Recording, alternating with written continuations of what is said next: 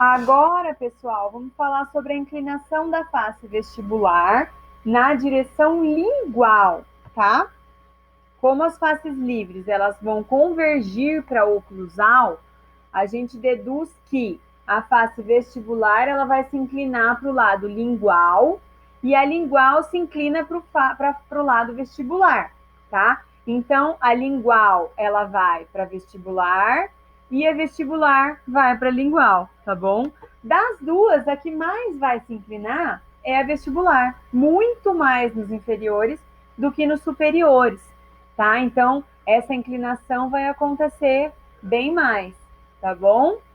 Os pré-molares, e no caso dos inferiores, eles vão se inclinar mais para frente, tá? Mais para vestibular mesmo. Os pré-molares e molares, eles mostram com exuberância essa inclinação. Até trouxe essa imagem para vocês, que eles vão se inclinar assim, ó. Tá vendo? Até para promover esse encaixe.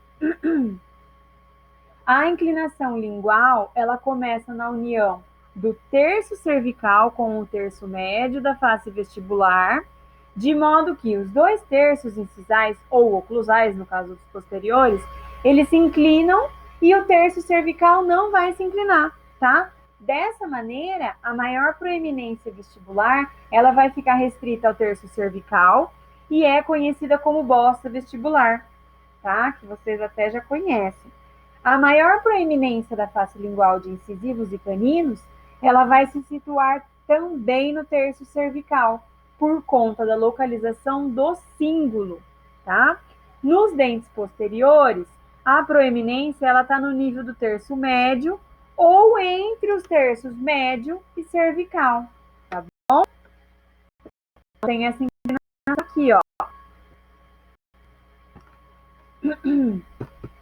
Minha voz está falhando um pouquinho hoje.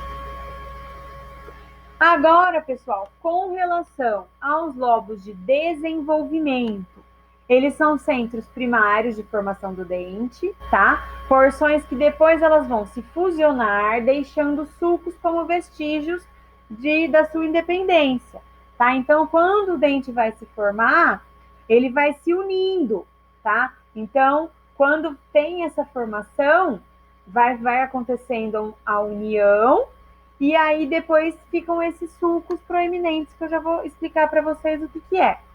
Os dentes, eles possuem 4 lobos, tá? Com exceção do primeiro molar inferior e às vezes do segundo pré, que possuem 5, tá?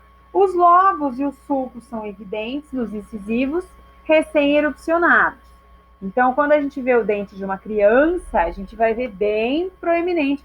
Até adultos possuem esse sulco, tá? Eu tenho uns sulcos porque eu tenho menos desgaste, tá? Então fica bem proeminente mesmo. A sua borda incisal ela é trilobada, ou seja, nós temos 3 mamelões, é chamado de mamelões mesmo, que continuam na face vestibular como discretas convexidades, divididas por 2 sulcos rasos. Após o desgaste natural dos dentes, a borda incisal ela vai perder essas saliências e ela vai se tornar retilínea, ela vai ficar reta. Mas essa face vestibular, ela mantém os vestígios dos lobos de desenvolvimento. Então, eu vou mostrar para vocês em partes e tem até a imagem inicial, que depois eu volto para vocês verem. Eu acho que eu vou voltar até já, porque ela tá bem bonita e eu não incluí ela aqui para ficar o slide bonitinho. Lobos de desenvolvimento, ó, sulcos de desenvolvimento aqui localizados, ó, 1, 2, lobos de desenvolvimento, tá?